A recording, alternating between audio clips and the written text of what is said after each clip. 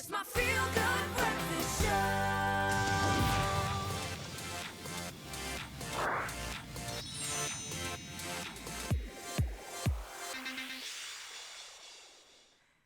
It's your feel-good breakfast show, Expresso here on S3, and of course, VR, virtual reality. It's one of those things that is going to take over the world, but there hasn't been an option until right now. Now, PlayStation have perfected their VR headset and have made one of the most accessible and powerful VR devices you can buy. Now, Grant is here to chat us through the whole concept of VR. Now, of course, you look great, by the way. Thank you. This is like Ready Player One. I feel like I'm in the future. I love, you know, the PlayStation VR2 is such a big improvement from the first PlayStation VR. Yeah. Because you used to have those Move controllers, those little ice cream cones. Yes.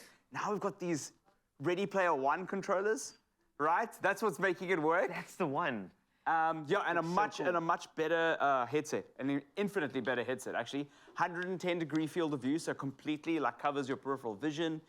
It's got cameras on the outside. Can you see these little spider eyes? They're reading my hands. So where my hands are on the screen, let me just put this away.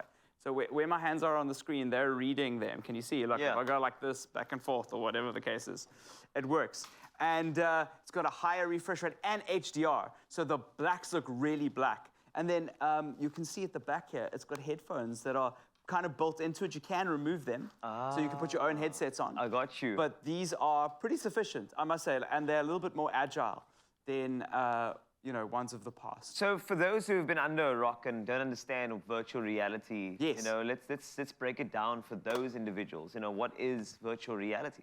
Okay, so virtual reality is literally that. It's reality that is virtual. It's not real life in any sense. It's putting yourself in a game. So if you ever wanted to feel like you're inside a video game, that's what this headset does. And if you've watched Ready Player One, pretty much the same idea. Yes.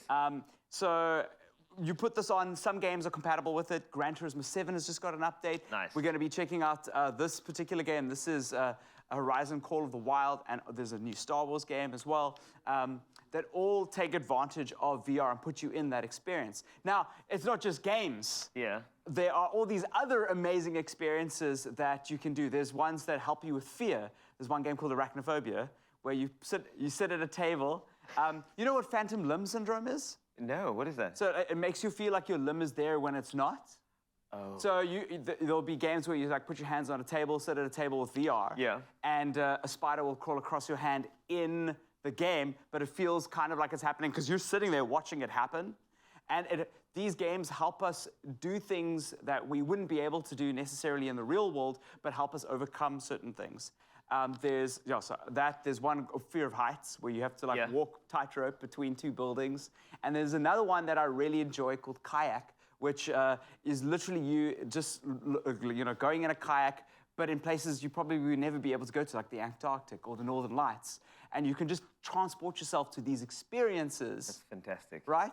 And I love you can meditate on the top of the Himalayas in your lounge, and it's really immersive. It really is. Are we getting to the Ready Player One level, in your opinion? With the rise of AI, and now we got VR. I mean, we have entire worlds that can be generated for us.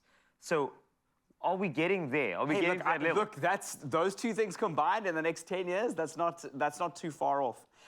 And the PSVR 2 is an exciting thing for me because, again, it brings that experience closer. Yeah. Prior to this, you need a gaming PC, and now you can have a headset that works with your PlayStation, which you probably, if you're going to get a PlayStation at some point, a lot of households do have one, then getting one of these over and above that is so much easier, and you just plug it in. So again, that whole thing is becoming more and more accessible. Do you see other devices, other competitors to PlayStation starting to look at VR seriously? Because I know that a lot of the VRs and a lot of those ideologies with regard to Move, etc., it kind of was abandoned.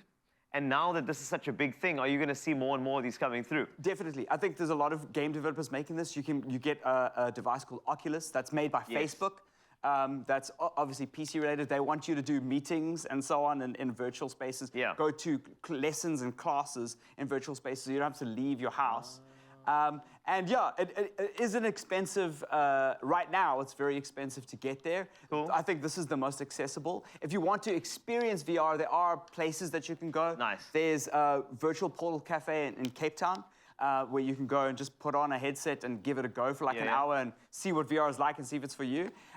Some people find it very motion sickness orientating.